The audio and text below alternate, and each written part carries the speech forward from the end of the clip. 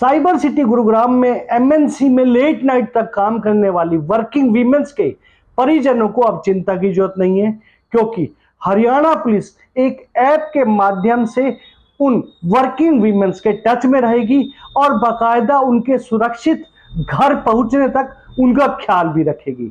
आखिर कौन सी है ये ऐप जो महिलाओं को प्रदान करेगी सुरक्षा, दिखाएंगे आपको इस खबर में। नमस्कार, मैं हूं मन्नू मेहता और आप देख रहे हैं गुरुग्राम न्यूज।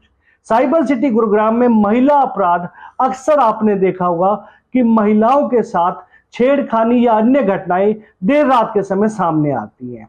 ऐसे में अब हरियाणा पुलिस ने एक इनिशिएटिव लिया है कि एक ऐप डेवलप की जा रही है जिस पे महिला जो भी वर्किंग वीमेंस होंगी वो उस ऐप को इंस्टॉल करके पहले से 112 के संपर्क में आ जाएंगी।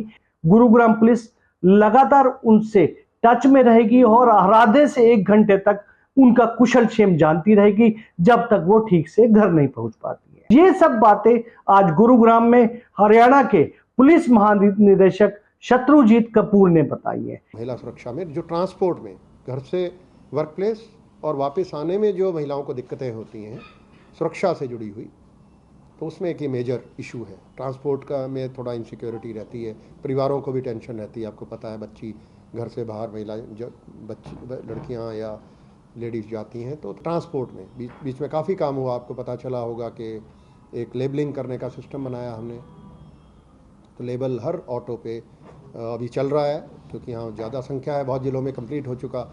तो हर ऑटो ड्राइवर का पूरा डेटाबेस और जो हमारी जीपे चलती हैं और जो इस तरीके के व्हीकल्स हैं जिनको पब्लिक ट्रांसपोर्ट में इस्तेमाल किया जाता है, तो उनका पूरा डेटाबेस बना करके ड्राइवर्स, उनके मोबाइल नंबर और उसको अंदर भी आगे पीछे भी लगाना और अंदर भी लगाना। अगर कोई लड़की ट्रैवल कर रही है, उसके साथ कोई बदतमीज़ी करता है तो उसको पता है कि कौन ड्राइवर है, उसका मोबाइल नंबर क्या है। अगर वो फ़ोटो खींच के भी हमारे 112 पे भेजेगी तो वो 8 मिनट का हमारा response time on an average है। और यहाँ तो क्योंकि हाईवे पे सड़कों पे और कम होता है तो 5-7 मिनट में ही हम वहाँ तक पहुँच पाएंगे। और नंबर है तो हमारे 112 के पास भी वो सारा डेटाबेस है। अब जो डेटाबेस का बन रहा है ये 112 में भी रहेगा। हमारी जो इमरजेंसी रिस्पांस सिस्टम है तो वहाँ से भी कॉल करके ऐसे आदमी को तुरंत जो गलत हरकत करने की कोशिश करता है तो उनको वहीं पे काबू आ जाएगा। एक फ़ोन से ही, एक कॉल से ही, तो ईआरबी को तो शायद जाने की भी आवश्यकता ना पड़े। हाल ही में नूह में हुए वायलेंस के बाद हरियाणा पुलिस ने एक बड़ा सबक लिया है और ऐसे वायलेंस से निपटने के लिए अब हर जिले में एक लॉ एंड ऑर्डर मेंटेन करने के लिए अलग से बटालियन तैयार की जा रही है।